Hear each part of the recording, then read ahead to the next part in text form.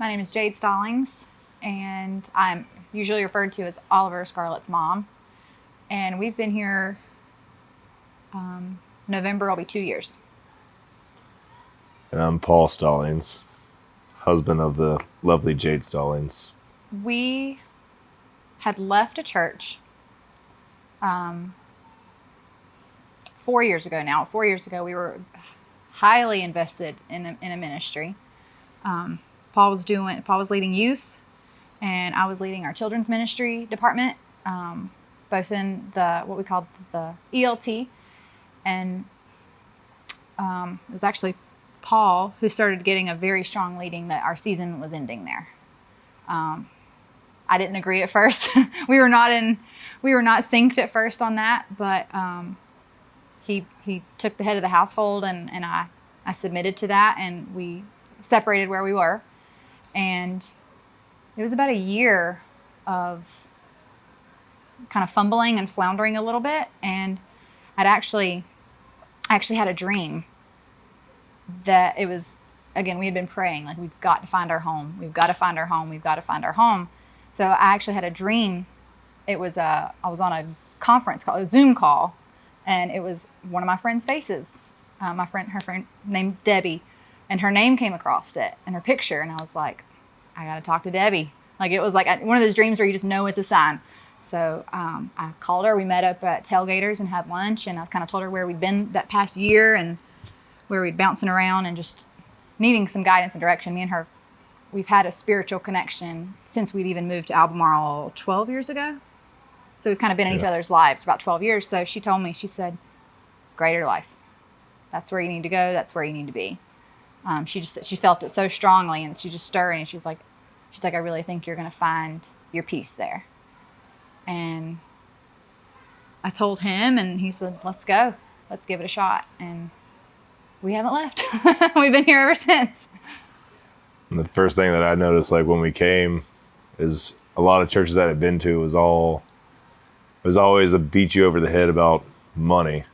And I mean, I was sitting in the service and Pastor Daniel got up to talk about giving, and it was a 15-second ordeal, and the churches I've been at would turn it into a 30, 45-minute sermon. And then, so I was like, it was already like something changed. Like, it's not all about the money. And then as we came and started getting to know the people, the heart of the people here was a lot more genuine than I had felt. So friendships started developing a lot faster than normal, which I've always been kind of more reserved when it comes to that, because once I give somebody a friendship, I give them everything. So it took me a while, but then once I felt the peace here and seeing how genuine everybody was, it allowed me to start open up those doors and the walls and knock walls down to start letting people back in again. The thing that keeps me here is literally the amount of diversity that's here. From, if you come dressed in a t-shirt and shorts, you're not the only person. If you come dressed in a button down and slacks, you're not the only person, and nobody judges you on what you're wearing. Or if you come in and you've got a kid, that everybody has kids that refuse to clean their face. You don't get judged as looking like a bad parent because your kid has ketchup stuck to the side of his cheek on a Sunday morning.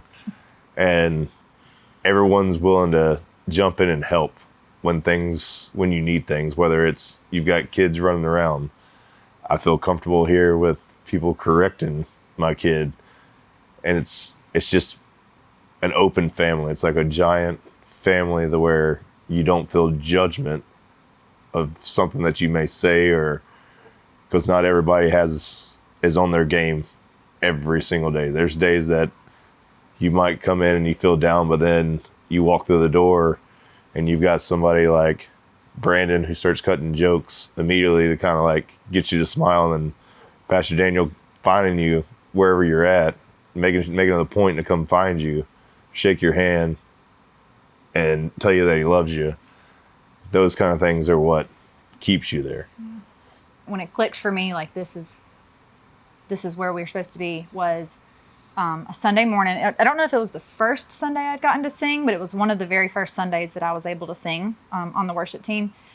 And I came in, and the band was already here setting up, and none of the other vocalists was here yet. And of course, it was like one of my first ones, so I'm like really early and really excited. And so I get here and just kind of hanging and waiting for everybody to show up, and it's like time, maybe 2 or 3 minutes after time we were supposed to be here, Ginger comes rolling in, had one curler in her hair and carrying her shoes because she hadn't had time to put them on yet. So she was carrying her shoes, she had a roller in her hair, and she was fussing at her kid. I've never felt more seen in my life. I was like, these are my people. Just knowing that as a pastor's wife, it felt so just real. You're like, oh my gosh, it's a Sunday morning and she's trying to get it together. She's got a roller in her hair. She's trying to get here on time. And it made you just feel so at ease. You don't have to put on that face or that front or that pretending to be someone else on a Sunday morning to get through your, you know what I mean? It was just very genuine and real. And that was that was like one of the top moments. It cracked me up. And I told her when she got, I was like, she's like, oh yeah, I know. She pulled it out of her hair. But that was one of the first times I felt really, really comfortable and just seen, I guess, was the best way to put it. See how comfortable you feel whenever she sees you talking about her coming in with one roller and no shoes. She'd own it. She would own it. I think the biggest thing when it comes to giving is that you have to give from your heart. It doesn't matter, it's not a dollar amount that could ever be put on it. I mean, the lady with, the what is it? The two mites. It was the greatest offering gave because it's all she had. But she wanted to give everything that she had. It wasn't about how much money it was that made it the best offering. It was that it was a genuine offering. And it could be, and it's not always about the money. It's, are you willing to get your hands dirty when it comes time? Are you willing to go pray with somebody in a hospital bed that's sick when the hospital is telling you that you shouldn't be in there because you could get sick? Or are you willing to get dirty enough to where you're scrubbing a toilet so that when that person comes in that's never been here before, sees that no detail has been left behind? From the greeting that you get when you walk through the door, to the service that you get at the coffee shop, to the conversations that you get on your way to the bathroom. The joy and the love that's shared impacts more than a dollar amount. And the Lord respects that much more than any dollar amount you could put onto it. And He blesses you. I believe that the Lord blesses you even more when you give from your heart, whether it's scrubbing a toilet or the money that you put in an envelope. But without either one, there's no way to grow.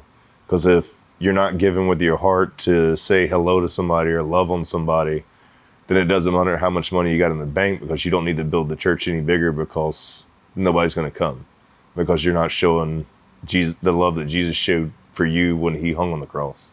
One thing I'm most excited about with the Kingdom Builders and the growing is this church is growing. Both services are growing. We were in, I got to be in the Rainbows room tonight. This is the 3-4s.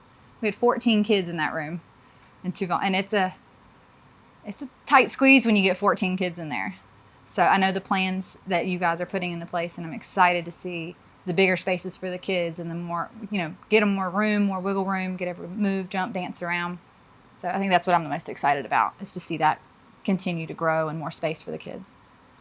That, and I think also the stuff that goes on outside the church doors that a lot of people don't see, where going and helping build handicap ramps and help fix stuff in people's houses that can't necessarily afford to do so themselves. That's a selfless act that the church does that they don't have to do. But you do it so that way, because you want them to feel the same love that you felt.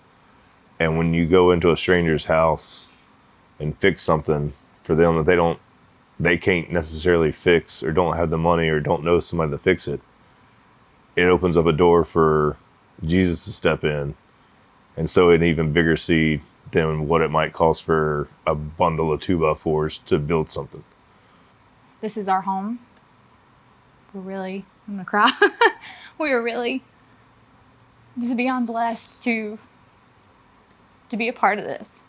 It's really cool, just the 2 years that we've been here, to see how much growth has happened, and just the connections our children have made, and the growth that they're having spiritually in their own lives, and getting to watch that and be a witness to that. It's really special. So I'm just grateful to be here. It's just great to see where the church, how much the church has expanded since we've came, just in that short time, to going to 2 services, the kids basically busting out the doors. And that's where I think a lot of the church investment is in the kids. Yeah. The next generation coming up, because the next generation is going to be the one that's going to really make that big push. And it starts with that, and seeing how much the growth and the love that's been shown into that, I think, is huge.